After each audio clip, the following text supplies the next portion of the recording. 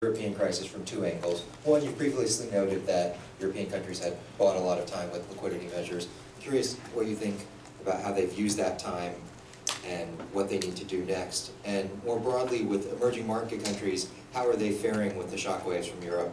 And is there anything in particular they should be doing now, given the potential for another round at Spain? Well, on the first one, I think the Eurozone in particular, the European Union, is going to be walking a very fine line. First, as you noted, with the anxieties late last year, I think the ECB's extraordinary actions were appropriate, but I think some misled themselves because they only bought time, and the time has to be used.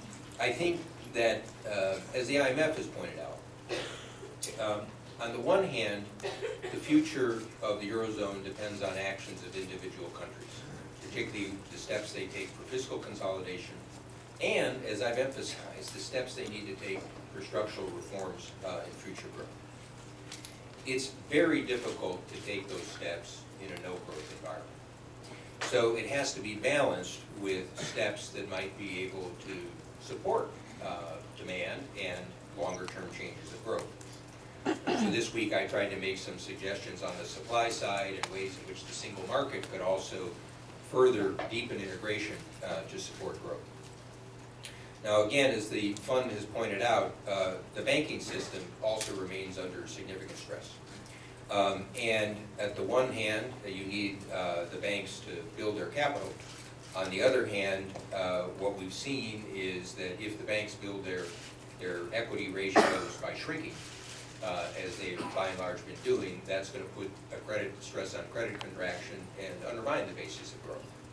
So I think that the debate understandably reflects the fact of trying to balance these issues.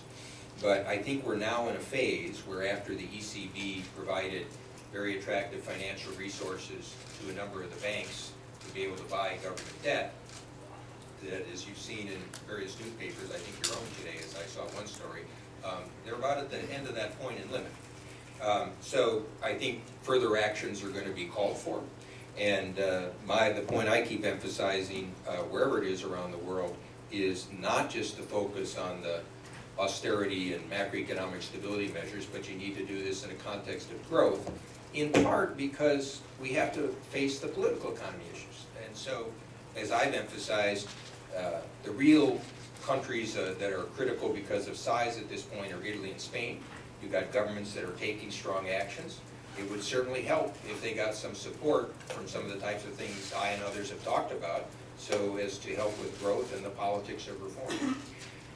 As for your second question, the deleveraging process in European financial institutions has certainly begun. I tend to agree with